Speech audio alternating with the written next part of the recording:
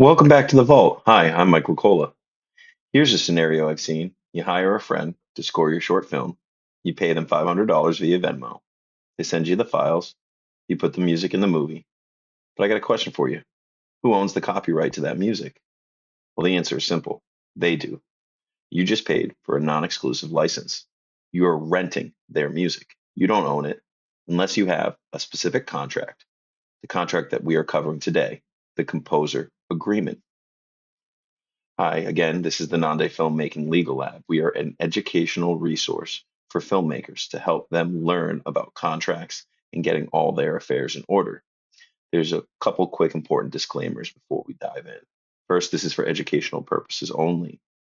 It is intended to serve as a starting point or a drafting tool for independent filmmakers and does not constitute legal advice, legal representation, or a legal opinion about any specific facts or circumstances. Second, downloading this file establishes no attorney-client relationship. I'm a lawyer, but I am not your lawyer. Third, jurisdictions. This template is drafted on general principles of United States contract law. So it is common for you to have a local attorney review this or reach out to one of our attorneys in the Rolodex. Number four, use it at your own risk. This is a document. You acknowledge that you are using it at your own risk and that there's no liability to the NonDē Filmmaking Legal Lab for any errors that you may see. Finally, just a couple quick usage notes.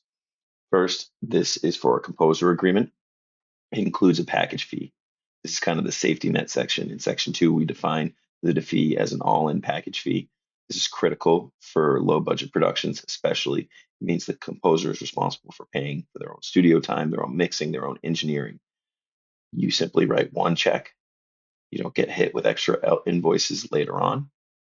It's also a work made for hire. This is the most important clause. Without this, the composer owns the music and is just licensing it to you. So here with this work for hire clause in this contract, you own the masters and the composition. Finally, this has the pro exception or the PRO exception. While you, the producer, own the copyright, the standard industry practices allows composers a writer's share of the public performance royalties.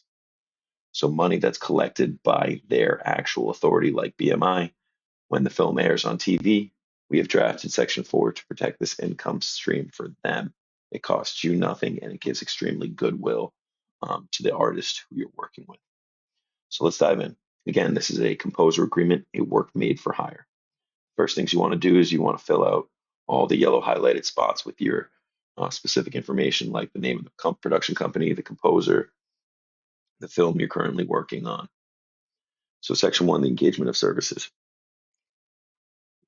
This is where the producer is hiring the composer to actually score the film and create music that they then use.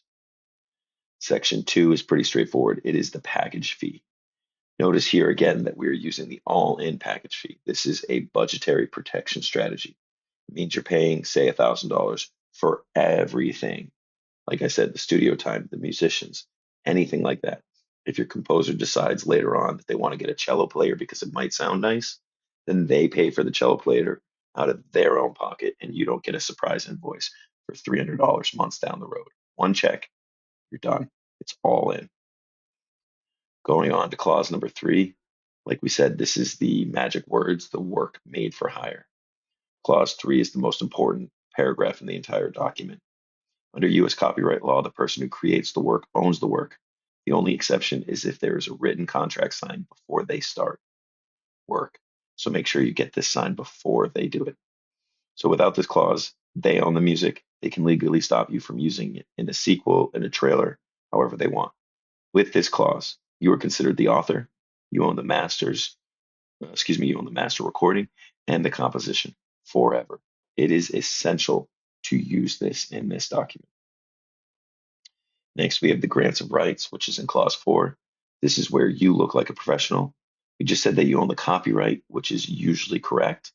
And it usually means you keep all the money, but in the music industry, there is a standard exception for public performance royalties. These royalties are collected by groups like BMI when your film plays on TV. This clause simply states that you, the producer, keep the ownership, but they, the composer, get to collect the writer's share of those royalties. Why do we do this? Well, because it costs you $0. You don't pay for these royalties. TV TV station pays for them. It's free money for your composer that keeps them happy while you stay in control of the film. You can always negotiate this, but again, it's about goodwill. It's about being fair. It's about being honest. And that's something that we really suggest. Next, we're going to jump into clause 5, the technicals, the delivery. Do not just ask for the song. If they send you a single stereo MP3, your sound mixer will absolutely be annoyed with you. So you want stems. This clause requires them to send separate tracks of stems, drums on one file, violins on another, synth on another. This allows your mixer to turn down the drums during a quiet dialogue scene without losing the melody. Always ask for stems. A couple other quick important notes is there is a credit clause here that simply states how they would like to see their credits. We have a name and likeness clause that allows you publicity to use their name and likeness. We have warranties and indemnification saying that they are the sole creators of this and owners of this and giving it over to you. We have no injunctive relief. This again is another crucial clause. This clause prevents the composer for preventing you from screening the film. If they're in a debate over how much they get paid, they can only sue you for money or monetary damages. They can't sue you to prevent the film from being released. There's a no assignment clause on this. And then finally, producer's discretion to use the music if they want. The composer has authority to sign this agreement. This is the entire agreement. And then severability. If any of the sections of this agreement is declared invalid, then the whole contract will still be valid. Just that one clause will be removed. And again, finally, you want to fill out your company name and your title, sign it, have your composer sign it, and fill out all their information. So that is the composer's agreement. It turns a favor from a friend into a professional asset you actually own. So what are your next steps? Download the template. It's in the link below. Fill in the fees. Decide if you're paying 50% now, or 50% on delivery, and then get it signed. Do this before they play a single note. Stop renting your creative work. Start owning it. Let's get to work, everyone. And again, remember, use this at your own risk. I'm a lawyer, but I'm not your lawyer. My goal is to be an educational resource to you. And we'll be discussing this document on our weekly office hours this Wednesday at 2:05 p.m. Eastern Standard Time. Be sure to join us. And thanks for stopping by the lab.